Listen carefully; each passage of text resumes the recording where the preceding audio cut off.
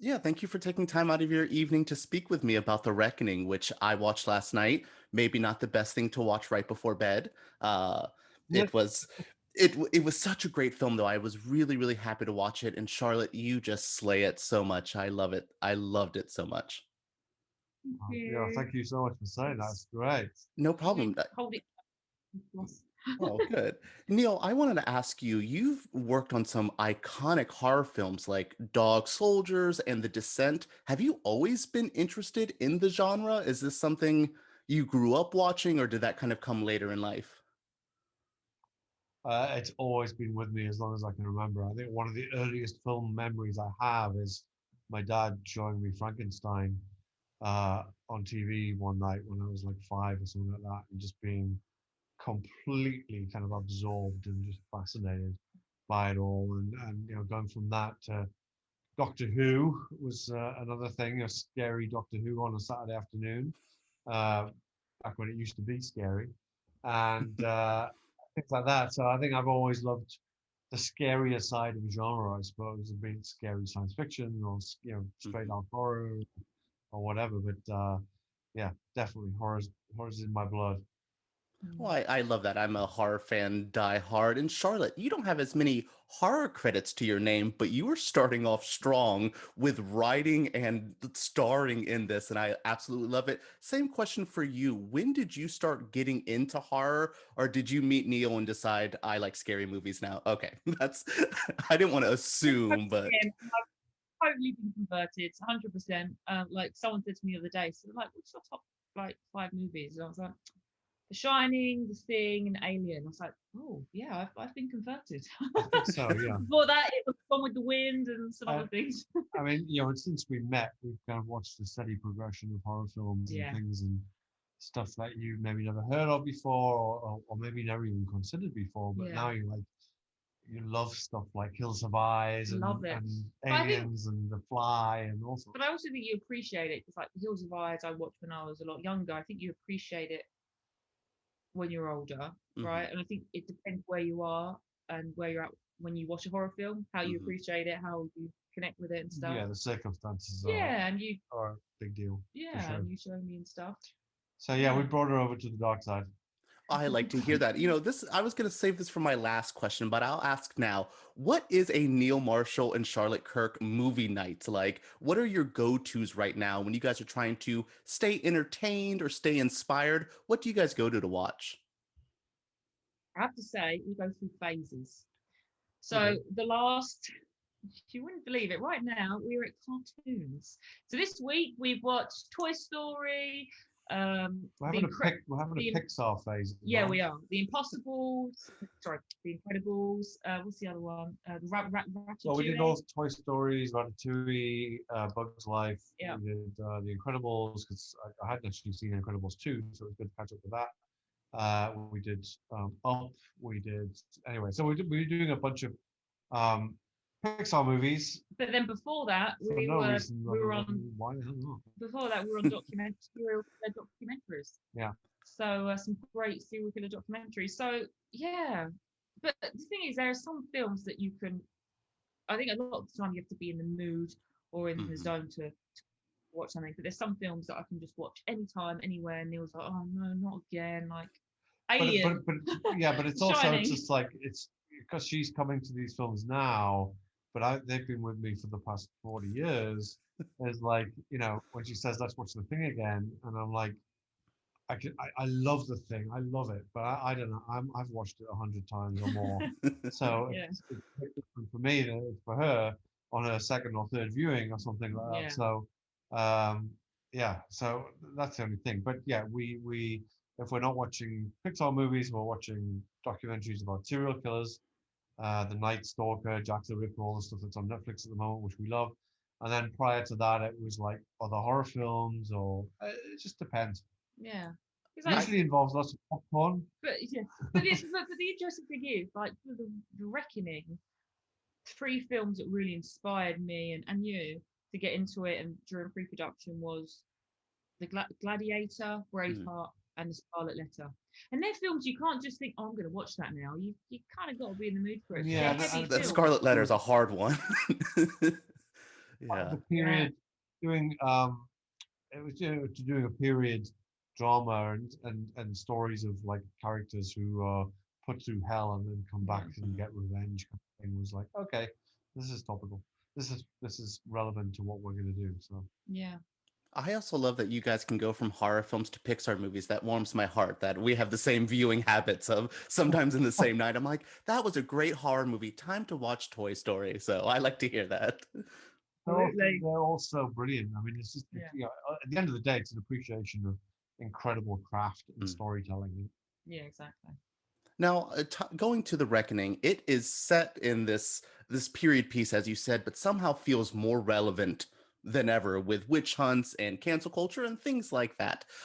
Is there something that you find that is important to have these messages in your films? I think, Neil, you've always had messages in your movies, but this seems to be such a passionate piece, and this kind of goes for both of you. Do you think it is important to have messages in your entertainment?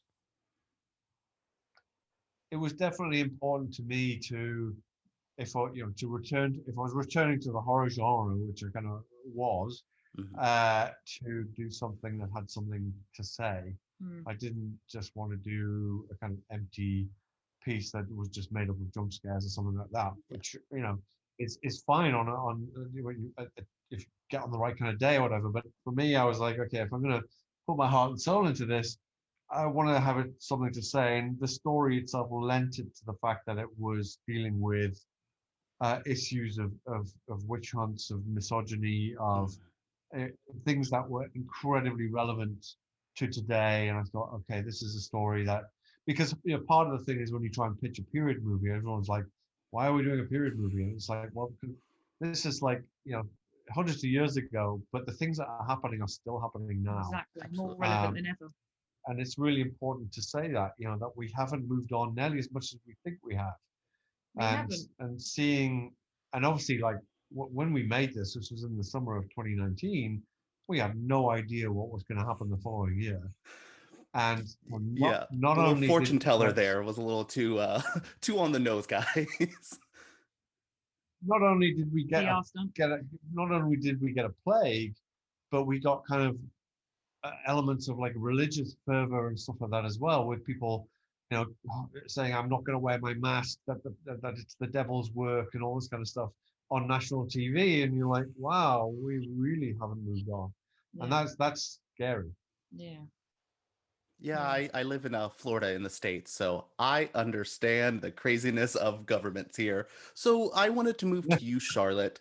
There is some fairly brutal, material in here. It's a heavy subject matter, but is there something that stands out for you as a personal favorite? Something that you either crafted or you starred in that was an important moment of this film for you? Something that stands out?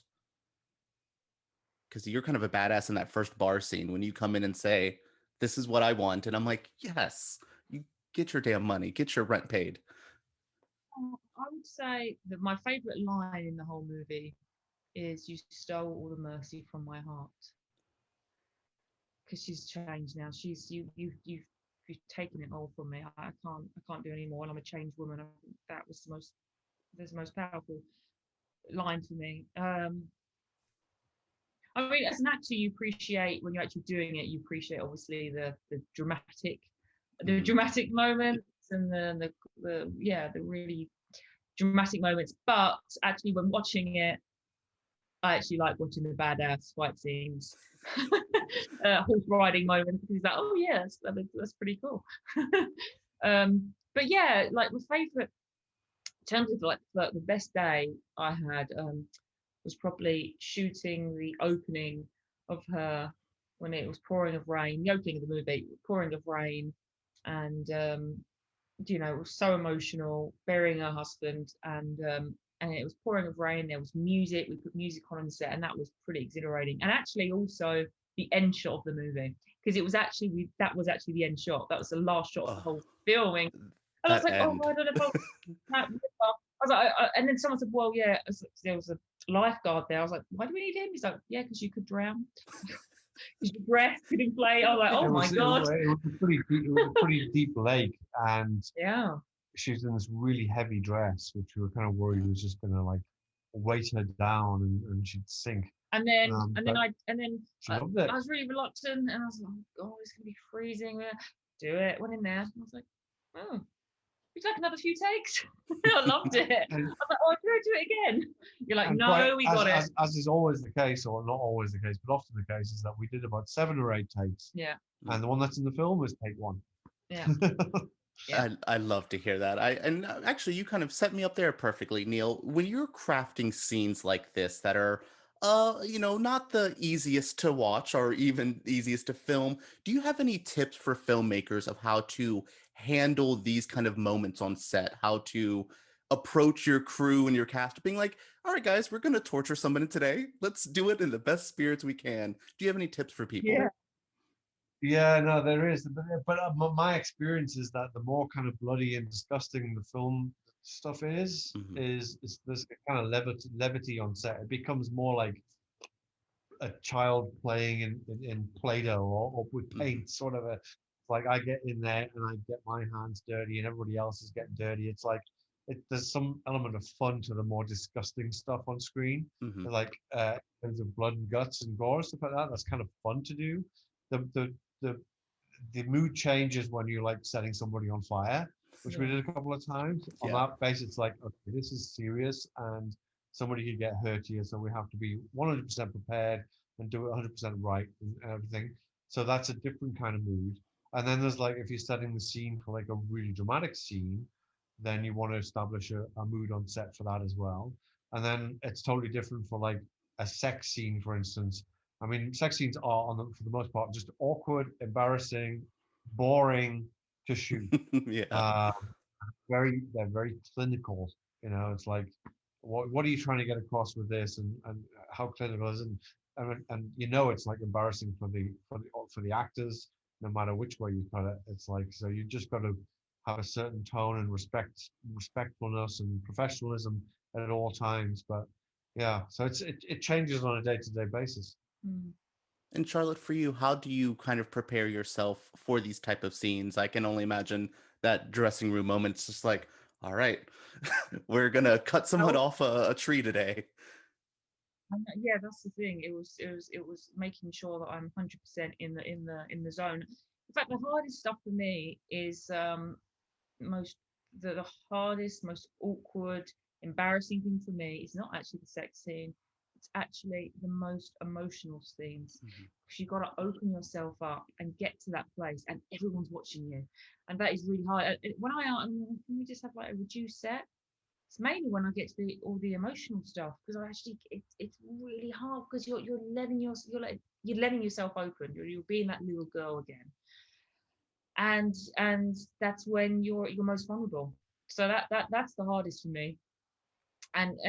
Physically it was challenging, but the most challenging was the mental stuff, was emotional stuff, getting to that place, getting to that number 10 emotional spot every time, and not settling for anything less, because if it was anything less, the performance wouldn't be truthful.